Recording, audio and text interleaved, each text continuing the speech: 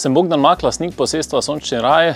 Skupaj z družino smo se pred 9 leti odločili, da kupimo eno zapuščeno kmetijo na obrobju mesta Maribor in začnemo pisati neko malo drugačno zgodbo kmetijstva.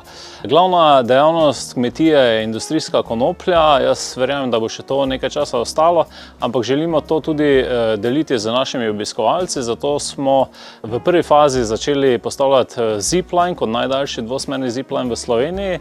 Sledila je najbolj vinska terasa na Štajerskem, fontana vin Vodole in pa namestitvene enote, s katerimi želimo našim obiskovalcem podaljšati bivanje pri nas. Tako da v bistvu jim želimo pokazati tisto neokrnjeno naravo, ki je na obrobju mesta Maribor, tisti zeleni del našega mesta in pa predvsem ponuditi domačnost, prijaznost in pa vinsko tradicijo, ki se tukaj razvija že vrsto let.